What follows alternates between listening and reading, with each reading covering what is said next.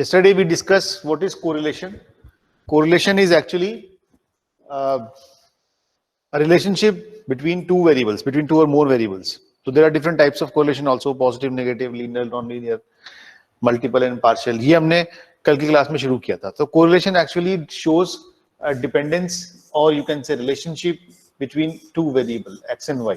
If you are studying two variables simultaneously, अगर हम दोनों वेरिएबल को एक साथ स्टडी करना चाहते हैं, ठीक है, तो हमें कोरिलेशन समझना पड़ेगा कि दोनों का कोरिलेशन क्या है.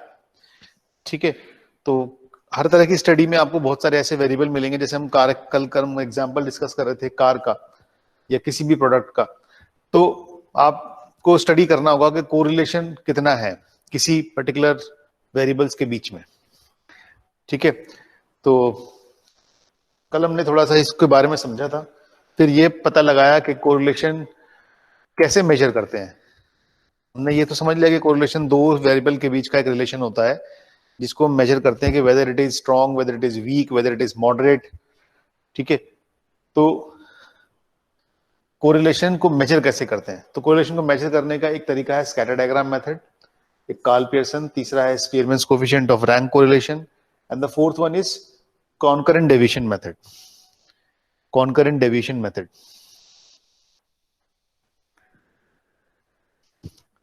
कॉन्करेंट डेविएशन मेथड, ये चार मेथड्स हैं. अब पहले हम एक एक करके थोड़ा स्कैटर डायग्राम पे आते हैं, फिर उसके बाद कार्ल पियर्सन पे थोड़ा देर रुकेंगे, कुछ क्वेश्चंस करेंगे. मैंने आपको एक लिंक भी भेजा है और उसमें कुछ क्वेश्चंस भी हैं. उनके एक दो क्वेश्चन हम आज सॉल्व करेंगे, कुछ क्वेश्चन आप घर पे सॉल्व करेंगे. तो first start with scatter diagram method. तो फर्स्ट मेथड, तो scatter diagram method, actually the name is very much clear. Diagram, there is a diagram, there must be a diagram, scatter diagram, that is popularly known as scatter diagram. So this diagram, it is a graphical method to find correlation between variables. तो एक graph के जरिए हम correlation study करने की कोशिश करते हैं. Here the pair of variables, pair of observations are plotted on 2D space. After joining these points, we can have the idea about the relationship between variables. For example, if we have two variables with us, x and y, and if we try to find, we have different values of x, we have different values of y also. तो अगर हम x को इधर रखें, y को y axis पे रखें, and we'll plot a pair of observations. यहां पर इसको प्लॉट कर रहे हैं. तो इस तरह से हमने किया कि जब x इतना होता है तो y इतना होता है, x इतना होता है तो y इतना होता है, and so on. Then we try to draw an equation. We try to draw a straight line, and this straight line shows that as soon as x increases, y is also increases. But there are certain cases like x here, y here.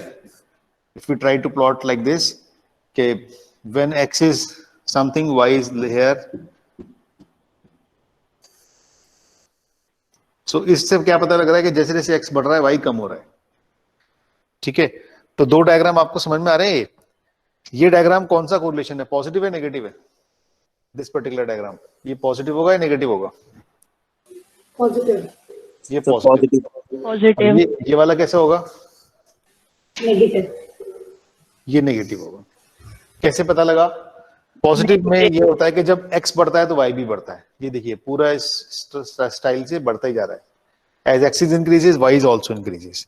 But in case of negative correlation, when x is increasing, y is decreasing. ये इस format में decrease करेगा, नीचे जाएगा.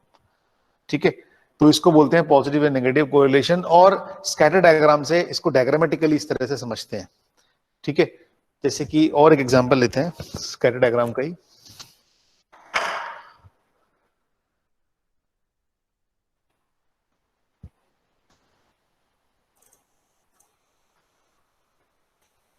देखिए मेरे पास ये कुछ डेटा है,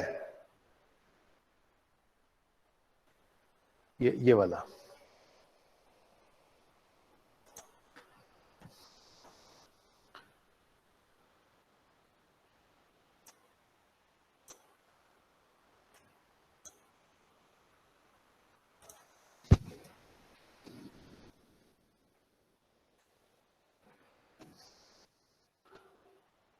ठीक है, ये कुछ डेटा है मेरे पास, डेट, एनएवी, या हो सकता है इसके साथ हम कोई और भी लगा दें, किसी और वेरिएबल को लगा दें। फिलहाल दो वेरिएबल ये समझ लीजिए, डेट एंड एनएवी। और मुझे चेक करना है कि जैसे जैसे डेट बढ़ रही है तो क्या एनएवी भी बढ़ रहा है या कम हो रहा है, किस तरह से बिहेव कर रहा है। तो what should I do, I should take the entire values of this, ये वैल्यूज को सिलेक्ट किया, इंसर्ट में गए, इंसर्ट में जाने के बाद स्कैटर में स्कैटर प्लॉट ये वाला कर लेते हैं, स्मूथ वाला। ठीक है, तो ये देखिए, ये मैंने प्लॉट किया। कैसे प्लॉट किया, जब x का वैल्यू इतना है तो y इतना है, x जैसे जैसे x बढ़ता गया, टाइम बढ़ता गया, एनएवी बढ़ता गया। ठीक है, और अगर मैं ये तो एक ट्रेंड दिख गया मुझे, इस तरह से, इस ट्रेंड से ये बढ़ रहा है। ठीक, एंड मुझे अगर एक स्ट्रेट लाइन चाहिए इसको मिलाने वाली, तो what should I do, I should select a right click here, I should do right click here, add trend line, linear and okay. तो ये ट्रेंड लाइन दिख गया कि इस तरह से बढ़ रहा है। तो ये पॉजिटिव है या नेगेटिव है? पॉजिटिव। पॉजिटिव। पॉजिटिव है। कैसे पता लगा? पॉजिटिव। जैसे जैसे टाइम बढ़ रहा है एनएवी भी बढ़ रहा है। एनएवी जानते हो ना क्या होता है? Net asset value, mutual funds की वैल्यू होती है सर ये। हाँ जी, नेट एसेट वैल्यू होती है। हाँ, चाहे कोई भी वैल्यू हो, मेरे तो यहाँ पे एग्जांपल लिया है, आप कोई भी वैल्यू लो, कंप्यूटर को या कोरिलेशन के फॉर्मूले को ये नहीं पता होता है कि ये एनएवी है, उसको तो सिर्फ ये पता है कि ये वैल्यू है। ठीक है, मैंने एनएवी लिखा तो उसने एनएवी मान लिया, मैंने अगर स्टॉक प्राइस लिखा तो स्टॉक प्राइस मान लेगा। ठीक है, तो basically what I do here, I select the entire range of the data and try to plot these values on a single graph. और ये मैंने प्लॉट कहां से किया, मैं आपको फिर दिखा देता हूं, कुछ लोगों को अगर स्किप हुआ हो तो। बस पहले, सबसे पहले आप, अच्छा कोई और डेटा लेते हैं ताकि आपको, जैसे देखिए ये डेटा ले रहे हैं, एक्स और वाई के ये दो वैल्यूज हैं। ठीक, जो मैंने सेलेक्ट किया है, दिख रहा होगा आपको स्क्रीन पे, बहुत सारी वैल्यूज हैं, लेकिन जो मैंने सेलेक्ट किया है उसको देखिए, X and Y having these values 14, 31, 19, 36 and so on. मुझे देखना है ये वैल्यूज का स्कैटर प्लॉट कैसा दिखेगा। अगर मैं इसका स्कैटर प्लॉट, इसको कॉपी करके ना कहीं अलग ले जाता हूं, आपको कंफ्यूजन ना हो। कितने क्वेश्चन हो गए इसमें? ओके, ये देखिए,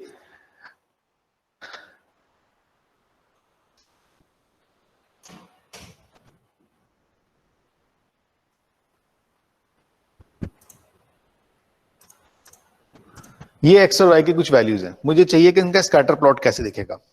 अगर मैं स्कैटर डायग्राम बनाऊं इसका, ठीक है, तो स्कैटर डायग्राम आप कैसे बनाते हैं, जैसे 1431 आप एक ये प्लॉट करते हैं, इधर एक्स लिखते हैं, इधर वाई लिखते हैं। तो यहां पर एक्स है 14 एंड वाई है 31, तो 14 somewhere here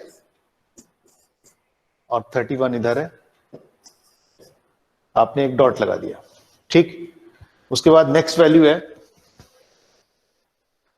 19 and 36, 19x y 36। तो इसको 19, ये 19, ये 36, एक और डॉट लगा दिया 19 और 36 के ऊपर। ठीक, सिमिलरली एक और ले लेते हैं, फिर उसके बाद ड्रॉ कर लेंगे।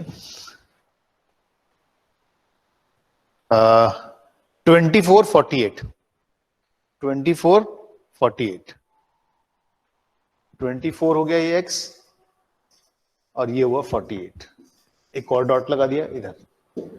ठीक है, if I try to join these dots, अगर मैं इन डॉट्स को ज्वाइन करूं तो आपको एक ट्रेंड दिखेगा, एक रिलेशन दिखेगा कि x और y किस तरह से मूव कर रहे हैं।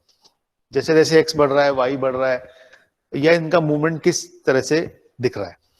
ठीक है, कुछ लोग उसका स्लोप निकालेंगे, कुछ लोग इसको स्लोप निकाल के ग्रोथ रेट मेजर करेंगे कि रेट ऑफ चेंज क्या है।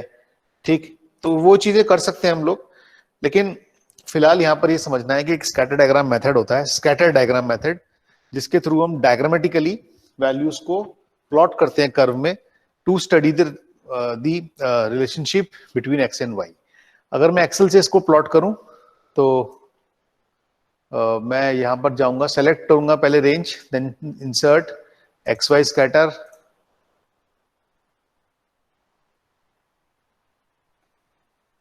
ओके इसने कुछ उल्टा कर दिया है, इंसर्ट स्कैटर, ये देखिए ये स्कैटर प्लॉट आ गया, ये तो हो गया स्कैटर प्लॉट एक्स और वाई का। अब मैं इसका ट्रेंड लाइन दिखाऊं तो राइट क्लिक करूंगा, add trend line, linear and close, तो ये आपको ट्रेंड लाइन दिखेगा, इस तरह से ये मूव कर रहा है, जैसे हमने अभी प्लॉट किया ऐसे ही कंप्यूटर ने प्लॉट किया है। तो are you getting me how we can plot scatter diagram using a pair of observations? Yes sir.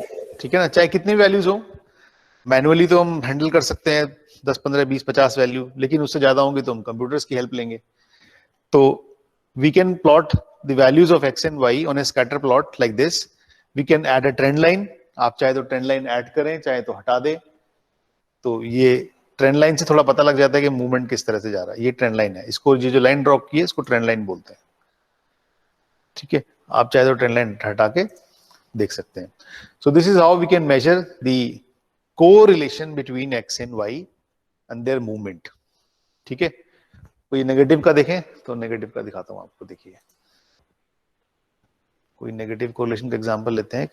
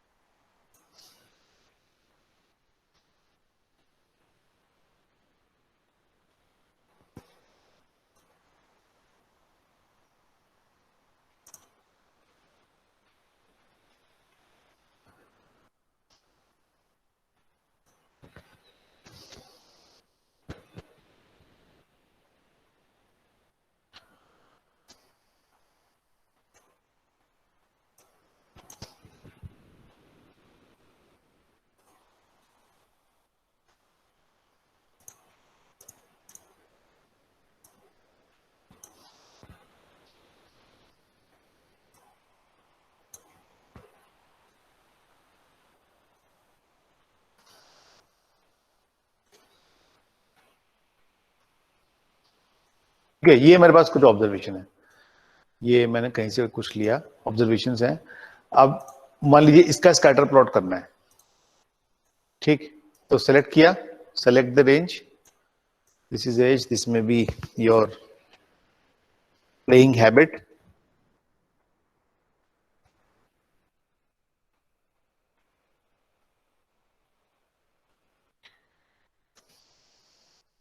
कोई भी दो वेरिएबल हो सकते हैं, इन दोनों को सेलेक्ट किया, क्लिक ऑन इंसर्ट, इंसर्ट में स्कैटर, स्कैटर में आप इधर आए।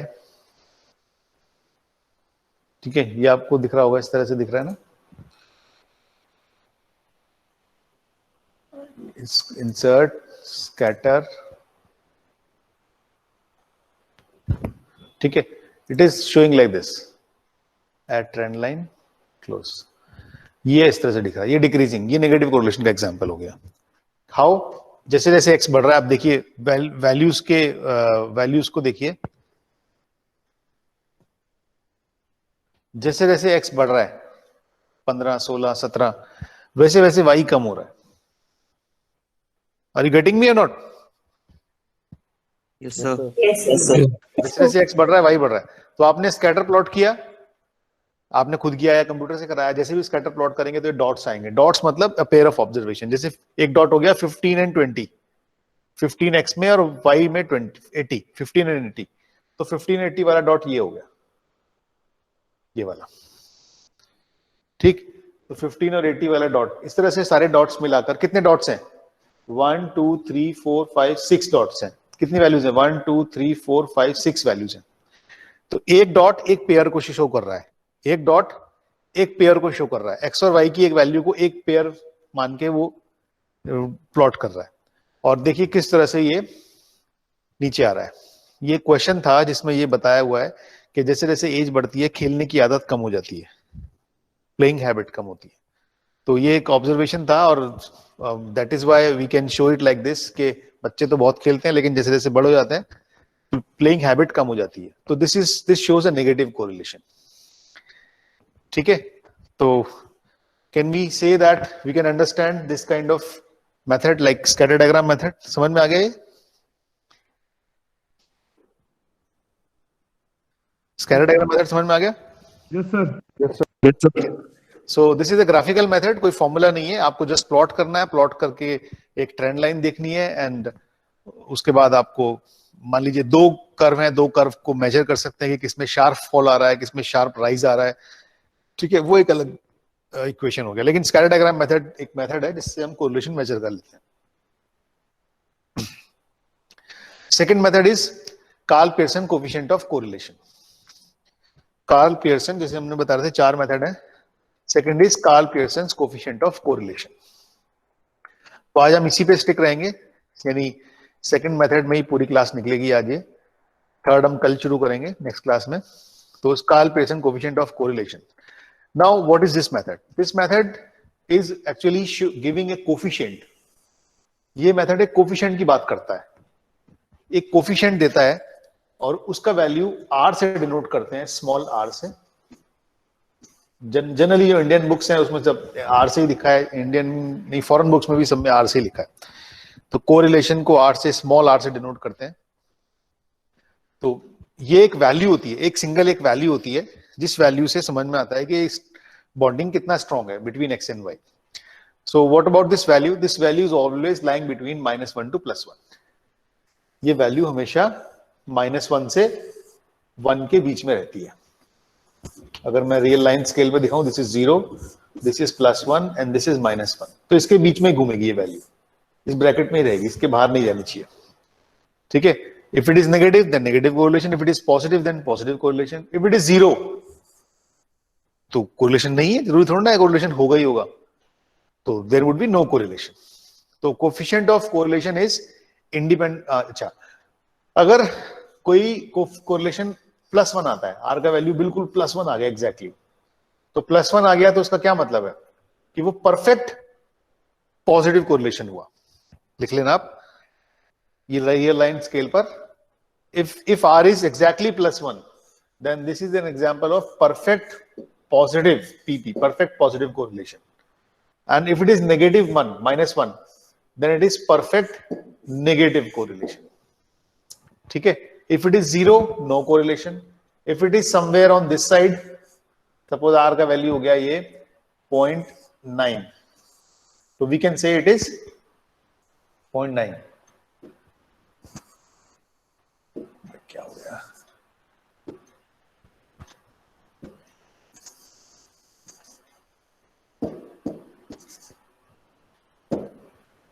पॉइंट नाइन अगर आर का वैल्यू हो गया तो इसको बोलेंगे हम स्ट्रॉन्ग कोरिलेशन, स्ट्रॉन्ग। लेकिन अगर वो इधर की तरफ रहा, देखिए मान लीजिए इधर 0.1, तो हम बोलेंगे ये वीक है भाई कोरिलेशन, बहुत ज्यादा स्ट्रॉन्ग नहीं है, ये वीक कोरिलेशन है।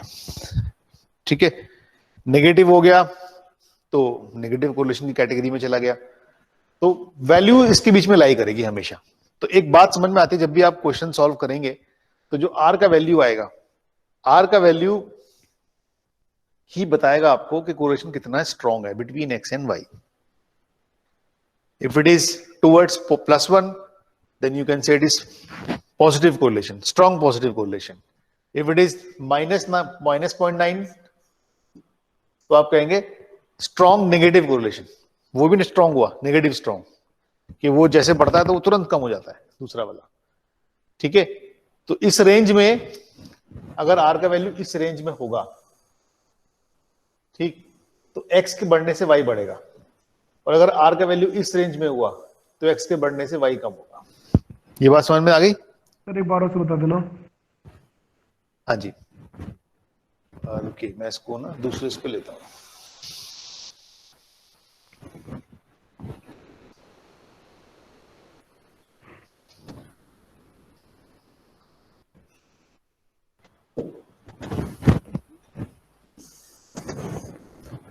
अभी हमने देखा कि आर का वैल्यू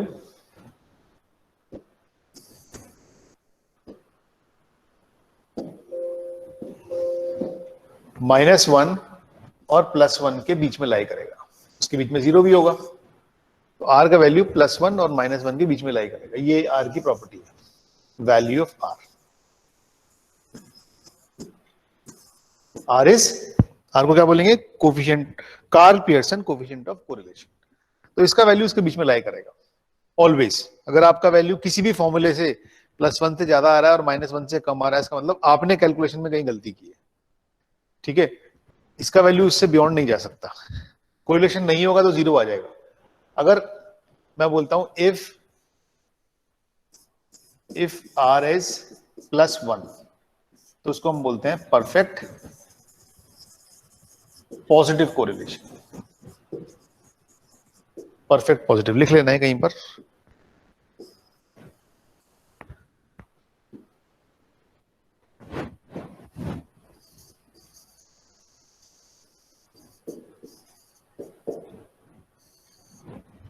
If R is -1, तो it can be considered as perfect negative. Perfect मतलब बिल्कुल एकदम 100% correlation है, you can say like this, 100%।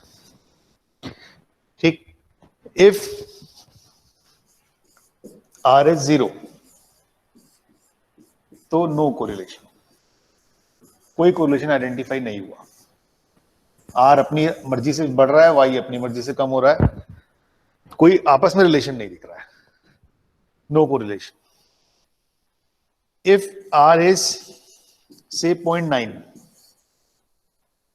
+0.9, तो कैसा कोरिलेशन है ये? Strong. Strong positive. 90% values are moving in a same manner, in a you can say in correlation to each other. So 90% values are moving, 90% values of y are moving because of x. So strong positive correlation. If r is -0.9 minus में 0.9, तो strong negative correlation, ठीक है। कहीं कहीं पर अगर are का value मान लीजिए आर इज 0.2 है, 20% कोरिलेशन है, लेकिन थोड़ा वीक है, इस पे डिसीजन लेना उसी के अकॉर्डिंग डिसीजन लेंगे, थोड़ा वीक कोरिलेशन है। तो इस तरह से आर की वैल्यूज की अलग अलग रेंज हमें आपको कोरिलेशन के बारे में बताती है कि इफ इट इज +1 पॉजिटिव है, perfect positive, perfect negative, weak है, स्ट्रॉन्ग है, मॉडरेट है, समटाइम 0.6 आ गया तो ठीक है, मॉडरेट बोल देते हैं, 0.5 आ गया, मॉडरेट कोरिलेशन के आसपास है, ठीक ठीक है, मतलब so correlation like this. So if different values of R gives you different kind of clues about the data. तो डेटा के बारे में अलग अलग इंफॉर्मेशन आपको मिलेगी आर की अलग अलग वैल्यू पर। अभी आर की वैल्यू कैलकुलेट कैसे होगी, ये एक बड़ा क्वेश्चन आ गया यहाँ पर। हमने ये तो समझ लिया कि आर एक होता है जिसका वैल्यू -1 से 1 के बीच में लाई करता है, ठीक है। बाकी के 3 प्रॉपर्टीज एक बार हम कैलकुलेट कर लें, फिर समझ में आएंगी, फिर डिस्कस करेंगे। तो first write this formula, how we calculate R. R को कैलकुलेट करते कैसे हैं, वो ये फॉर्मूला आप सब लोग लिख लीजिए कहीं पर,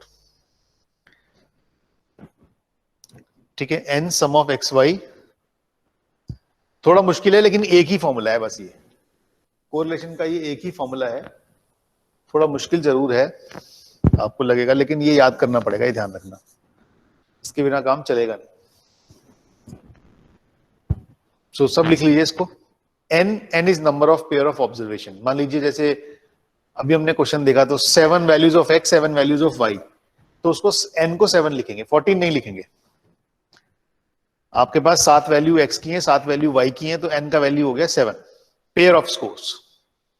then sum of x y, sum, ये तो सब समझते हैं ना, सम मतलब टोटल, ठीक। किसका टोटल? अब आपने लिखा सम ऑफ x, तो x का टोटल, सम ऑफ y तो y का total, sum of x square तो x की वैल्यूज के स्क्वायर का टोटल, ठीक है। और सम ऑफ वाई स्क्वायर, तो वाई का स्क्वायर करेंगे फिर उसका टोटल करेंगे, वाई की हर एक वैल्यू का स्क्वायर करेंगे फिर उसका टोटल करेंगे। कहीं लिखा है सम ऑफ एक्स वाई, तो एक्स और वाई का मल्टीप्लाई करेंगे, एक कॉलम बनाएंगे और उस कॉलम का टोटल कर देंगे। ठीक है, जब आप ये फॉर्मूला लिख ही रहे हैं तो एक जगह पर कहीं ये भी लिख लीजिए कि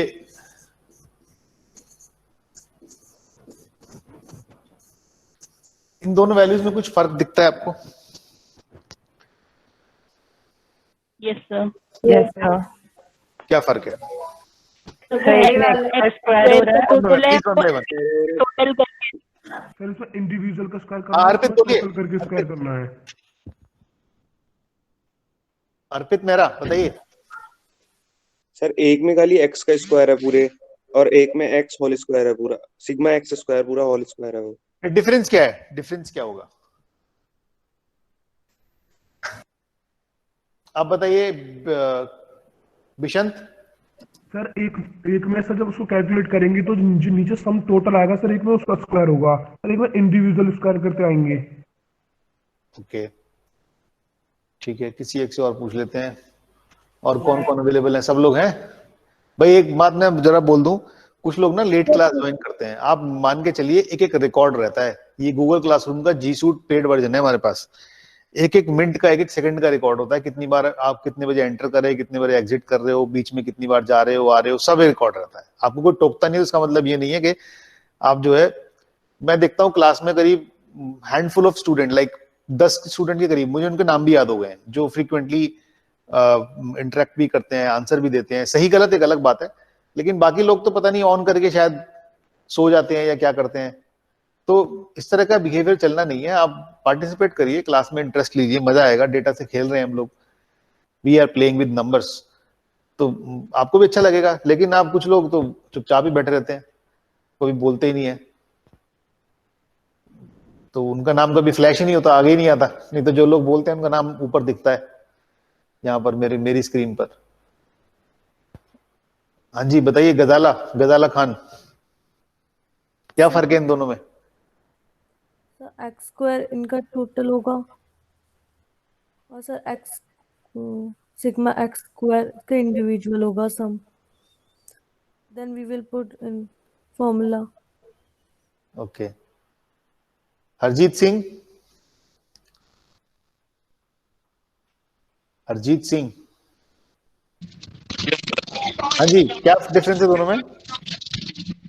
सर एक में तो सर सिंगल स्क्वायर होगा सर, जैसे एक्स है सर, एक्स का स्क्वायर होगा, एक्स टोटल करके का जो एक्स की चीज का टोटल होगा सर उसका स्क्वायर होगा। ठीक है, चलिए, ओके, गॉट इट। तो मैं आपके आंसर्स को, सबके आंसर्स को सुन के एक यहाँ पर कुछ लिख रहा हूं, आप देखना कि क्या ये समझ में आ रहा है। दिस इज कॉल्ड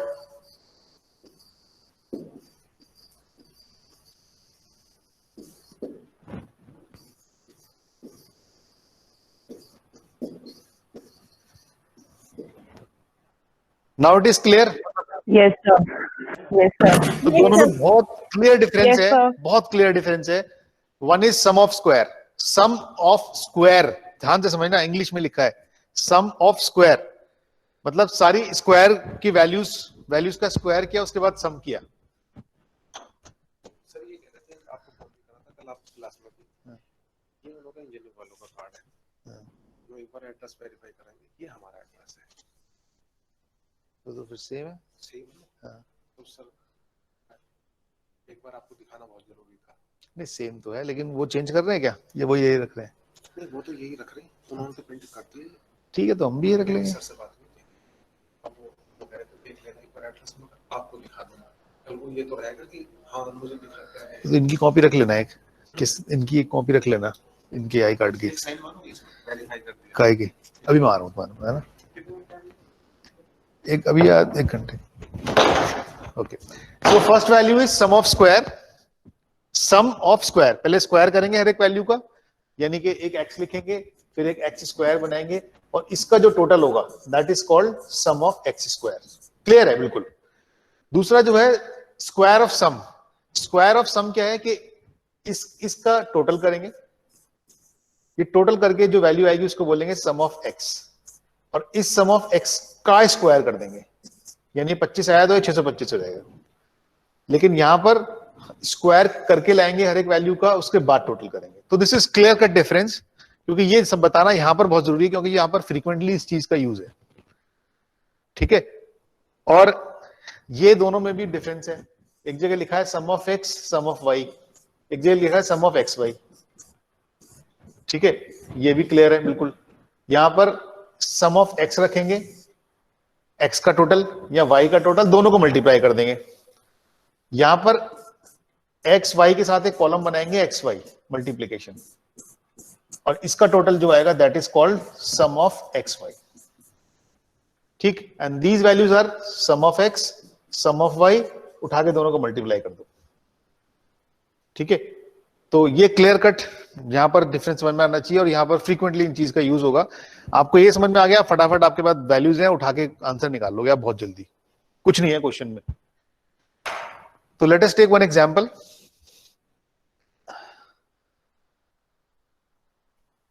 एक एग्जांपल ले लेते हैं।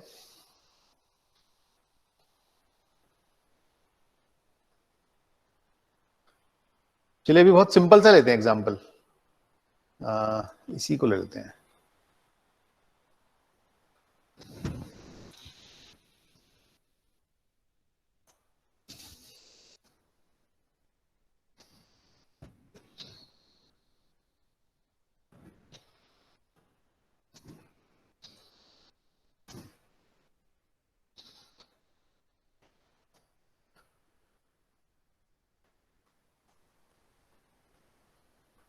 देखिए दो वैल्यूज दिख रही हैं आपको एक्स और वाई की।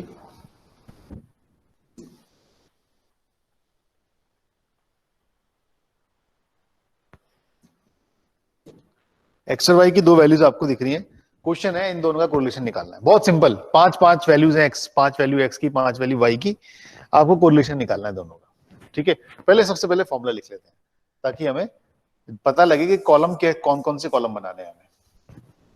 कौन से कलर का पेन आपको बहुत अच्छे से दिखता है स्क्रीन पर? Black, red, blue? Sir black. Sir red. Sir red से अच्छा कोई नहीं दिखेगा। रेड अच्छा दिखता है? हमारे दिखते हैं सर इसलिए तो ट्रैफिक लाइट, क्योंकि आपको वहां दिखना चाहिए, बस मुझे इससे कोई मतलब नहीं है कि अच्छा कौन सा लग रहा है, लेकिन दिखना कौन सा है। ब्लैक दिखता है अच्छा। सर डार्क तो करिए सर। सर बोल्ड कर दो सर।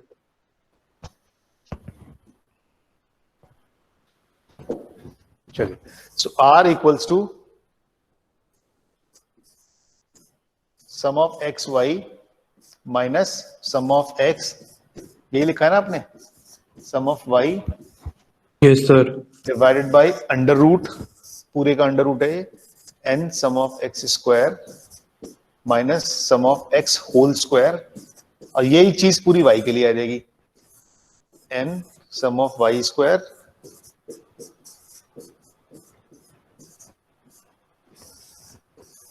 देखिए यही फॉर्मूला है। ठीक है, अब इस फॉर्मूले के हिसाब से चलते हैं क्या क्या करना है। हमें चाहिए एक्स वाई के टोटल चाहिए, जरा फाइंड करना कितना आ रहा है टोटल एक्स वाई का। 30 40। सर एक्स का 30 और वाई का 40। ठीक है, 30 this is 30, this is 40।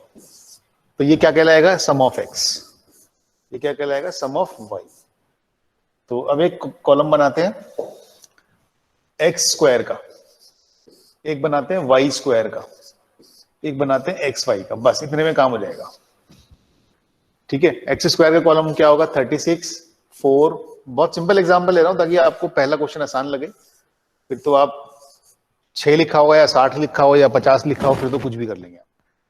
Now y square 81, 121, 25, 64 and 49। ठीक, इन दोनों के टोटल कैलकुलेट करेंगे। सर एक्स स्क्वायर में 10 का स्क्वायर होगा ना? थर्ड एक्स नंबर स्क्वायर में 10 का स्क्वायर। हाँ हाँ 100 है। ठीक ठीक है, got it got it. Sir x square का टोटल है 220। Just a minute, this is 4, this is 100 and this is 16। हाँ जी, एक्स स्क्वायर का टोटल क्या है? 220 220। y का 340. 340. Now xy 54 22 50 then 40 56 sir 32. 214. Sir 32 Sir, आएगा. 214. 214. 32 1 तो 32 आएगा, 60 ऊपर हाँ, 32. 4 into 32. 40 जगह 32 आएगा. 32 ठीक है 214 is the answer. अब मतलब 214 is the total of this particular ये. Now calculate r. r is n कितना होगा यहाँ पर 5. 5. n 5 10 मत लिखना. बहुत से लोग समझते हैं शायद 5 वैल्यू x की 5 y की तो 10. No, pair of observation. क्योंकि आप जब प्लॉट करते हैं तो एक पेयर को प्लॉट करते हैं x y के. तो n is 5 here. 5 multiply with sum of x y 214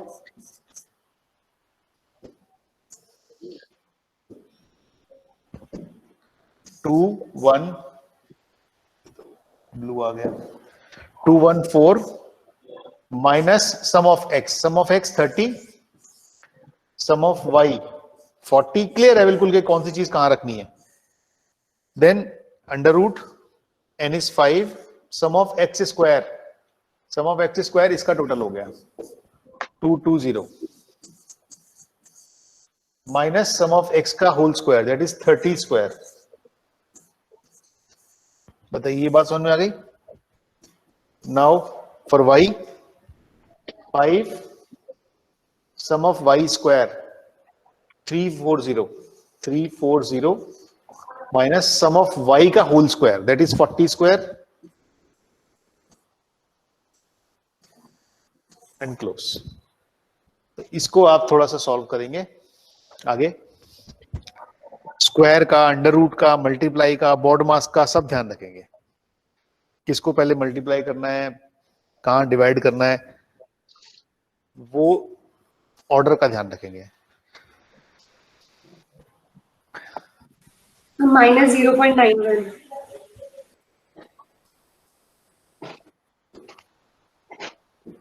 minus आ रहा है तो माइनस 9.2. Minus 0.91.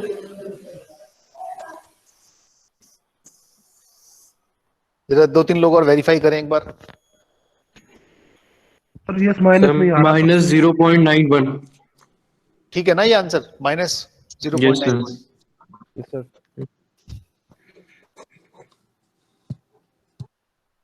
हर्षवर्धन बताओ सही है. सही सर बिल्कुल सही. भाई सब लोग ना पार्टिसिपेट करना और कैलकुलेट करते रहना साथ साथ. ये चीजें अभी कर लोगे तो जो कोई प्रॉब्लम आएगी तो डिस्कस भी कर लेंगे हम लोग.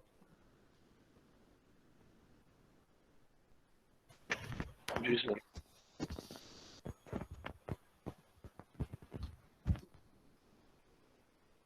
हो गया कैलकुलेट. आकाश शिवाच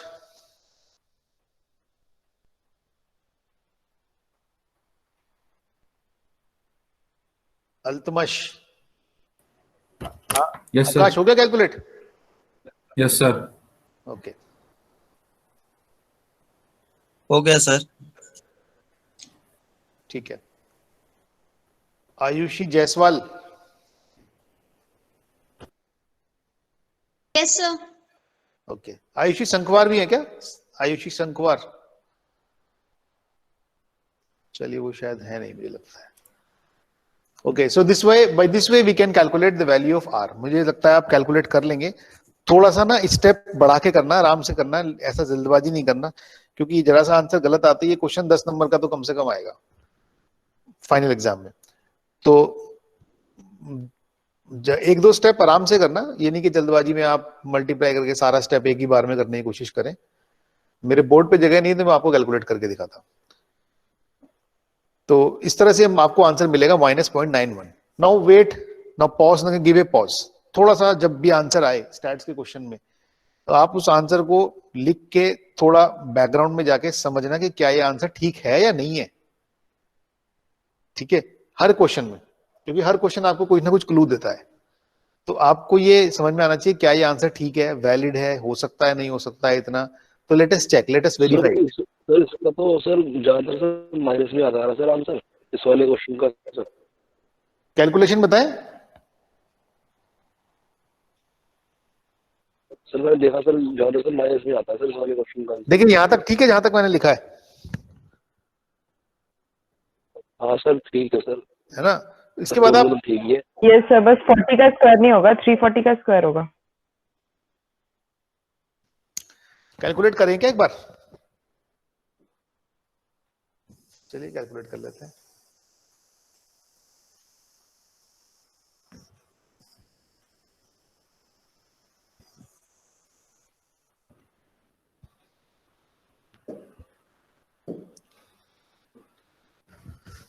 चलिए कैलकुलेट कर लेते हैं। R इक्वल्स टू 214 इंटू 5 कितना आ रहा है? 214 इंटू 5 1070। ठीक है, माइनस 1200। ठीक है, अंडर रूट ये कितना हो गया? 1100। Yes sir.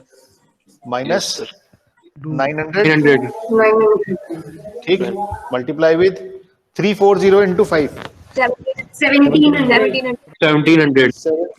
1700 ठीक, इक्वल्स टू। Yes sir. अब नेगेटिव तो यहीं से दिख गया कि ये नेगेटिव आ रहा है। -130। माइनस 130। अच्छा, अंडर रूट के अंदर ये तो आया 200। 200 into 100। 200 into 100। अब इसको तो सॉल्व कर ही सकते हैं। तो ये जब आप सॉल्व करेंगे तो आंसर आ जाएगा -0.91। ठीक है, कैलकुलेटर लेके करना, आपको जरूरी नहीं है आपको मैनुअली करना है, मैनुअली नहीं करना है, कैलकुलेटर से करना है। So -0.99। Now give a pause and see and verify your results, whether your results are okay, acceptable और नॉट। तो उसके लिए आपको क्या करना है, एक बार आप चेक करिए। पहली बात तो ये माइनस आ रहा है। ठीक, अब ये माइनस साइन को एक बार वेरीफाई कर लेते हैं। ठीक है, माइनस आना भी चाहिए, नहीं आना चाहिए। तो let us see the data. x की वैल्यू 6 है तो ये 9 है। x की वैल्यू 6 थी तो y 9 था। x की वैल्यू 6 से कम हुई 2, 6 से कम हुई ना 2, लेकिन y तो बढ़ गया। यानी x कम होने से y, एक दो जगह और देख लेते हैं, हो सकता है एक दो वैल्यूज में कई बार हो जाता है। Now x becomes, now x increases from 2 to 10, but y is decreasing. Now x become x decreased, x कम हो गया, 10 से 4 रह गया, y बढ़ गया। अब कितना बढ़ा है क्या नहीं बढ़ा है वो हम बात नहीं कर रहे फिलहाल। फिलहाल हम बात कर रहे हैं डायरेक्शन ऑफ मूवमेंट। ठीक, फिर x बढ़ गया, 4 से 8 हो गया, लेकिन y कम हो गया। So moreover, in the entire set of observation, we found a particular trend that if x is increasing, y is decreasing, and if x is decreasing, then y is increasing. So there is a inverse or reverse correlation exists in between x and y. तो ये बात तो verify होगी कि ये negative आएगा ही आएगा। कई बार क्या होता है कि 5 जगह पर है मूवमेंट, तो 4 जगह पर तो आपको दिख गया कि भाई ये बढ़ रहा है तो ये कम हो रहा है, लेकिन एक जगह पर कुछ और ही दिख रहा है, तो वो डोमिनेट करता है, जो मेजॉरिटी होती है। तो ज्यादातर जगह पर जो ट्रेंड दिख रहा है तो वो यहाँ साइन में दिखता है, पॉजिटिव या नेगेटिव। तो जैसे जैसे x बढ़ रहा है y कम हो रहा है, x कम हो रहा है तो y बढ़ रहा है, तो उल्टा चल रहा है। तो that is why this is negative. ये बात तो क्लियर हो गई। ये तो आप, इसका मतलब ये हो गया कि आप क्वेश्चन सॉल्व भी ना करें तो आप देख के बता सकते हैं कि ये नेगेटिव आएगा या पॉजिटिव आएगा। ठीक, दूसरी बात 0.91 अच्छा खासा स्ट्रॉन्ग कोरिलेशन है, strong positive strong negative correlation है। यानी 90% values of y is changing because of x. 90% values of y is explained, is changed because of change in x. ठीक है, मतलब 90% जगह पर ऐसा हो रहा है कि y कम हो रहा है तो वो x की वजह से बढ़ रहा है क्योंकि x बढ़ रहा है, या y बढ़ रहा है तो x के कम होने की वजह से बढ़ रहा है। ठीक है, तो इसका मतलब लग रहा है कि हमारा आंसर ठीक है ना। तो -0.91 is the right answer. Getting me और नॉट? Yes sir. तो आप आंसर को वेरीफाई जरूर करना, रुक के समझ के, चाहे आप मीन निकाल ले हो तो भी मीडियन निकाल रहे हो तो भी ऐसा ना हो कि मीडियन आपका आ रहा है 400 500, बिल्कुल रेंज से बाहर ही आ रहा है ना। मैंने आपको कहा कि मिडिल में आएगा कहीं ना कहीं पर। इसी तरह से कोरिलेशन भी है, आपको रेंज बता दी -1 से +1 के बीच में रहेगा। Yes it is between this range, yes it is negative because of this movement. Calculate कर लिया वो अच्छी बात है। अब कुछ लोगों को मैं एक और चीज बता देता हूं, जो लोग थोड़ा सा इंटरेस्ट रखें। ये क्वेश्चन था जो भी हम कर रहे थे, ये क्वेश्चन था, ठीक है। आपने जो आंसर दिया वो ये वाला आंसर था ना, -0.91। Yes sir. Yes sir.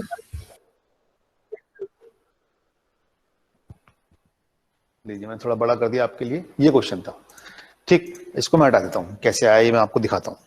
अब आपके सामने ये क्वेश्चन है, आपको चाहिए आंसर क्या है यूजिंग एक्सेल, ठीक है।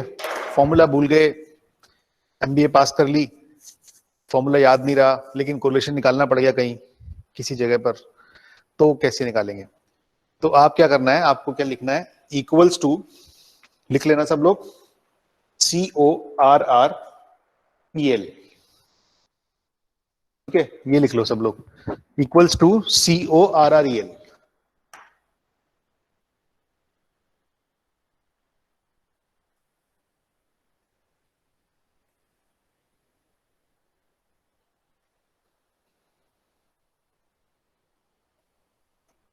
यस सर, लिख लिया। ठीक है, done, CORREL।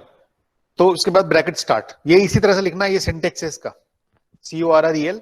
Now range of x, x की वैल्यू की रेंज कहां से कहां तक है, ये देखिए जो डॉट्स मूव कर रहे हैं ना, तो रेंज कहां से कहां तक आया, C53 से C57 तक, C53 से C57 तक, ठीक है। कॉमा, कॉमा लगाएंगे। कुछ लोग कंप्यूटर पे बैठे हो तो वो हाथ के हाथ कर भी सकते हैं। Range of y, bracket close, एक बार आप देख लो क्या लिखा है मैंने,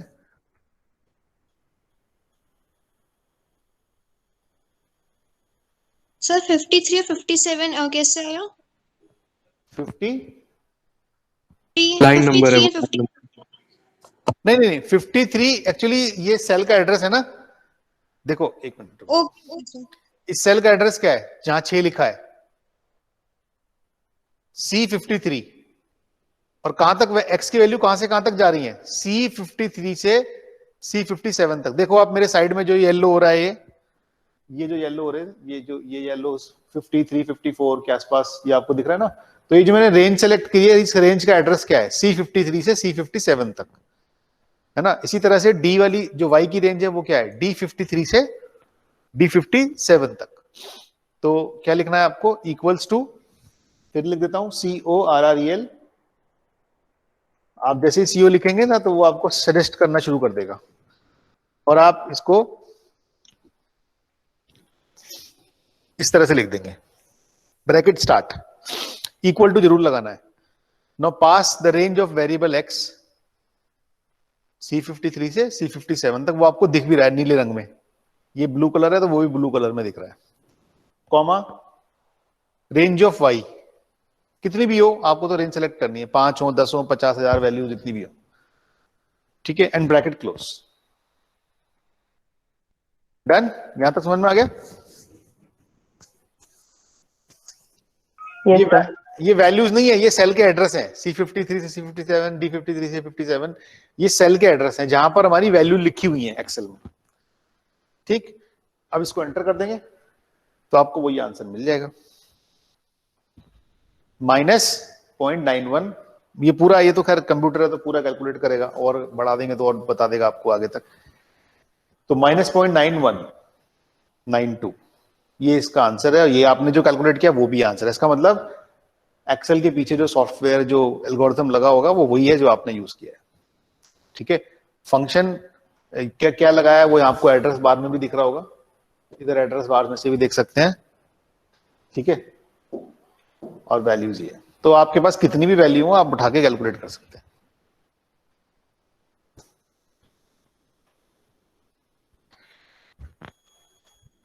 समझ में आ गया। Yes sir. एक बात और समझाता हूँ, हाथ के हाथ यहीं पर ही जो चल ही रहा है, तो इसको मैं डिलीट कर देता हूँ। ये डिलीट नहीं करता हूँ, इसको ना रख देता हूँ, साइड में करता हूँ। मैंने दोबारा ये फॉर्मूला लगाया CORREL, ठीक। अब की बार मैंने y का रेंज पहले पास किया, ठीक है, फिर कॉमा लगा के फिर x का रेंज पास किया, ब्रैकेट क्लोज किया, बिल्कुल वही फॉर्मूला लगाया। पहले C वाले रेंज पास किया था इधर, अब मैंने D वाला पास किया है। पहले x की वैल्यू पहले पास की थी, फिर y की वैल्यू कॉमा के बाद। अब जो फॉर्मूला लिखा है इसमें पहले y की वैल्यू फिर x की value. Now let us see the results. So both are giving the same answer. आप फॉर्मूला बार देखिए ऊपर, फॉर्मूला बार जहां fx लिखा है, ये इधर की तरफ टैब में, इधर की तरफ, तो आप देखेंगे इधर पहले d की रेंज है, इधर पहले c की रेंज है, दोनों में सेम आंसर। इसका मतलब क्या हुआ? इसका मतलब क्या समझते हैं?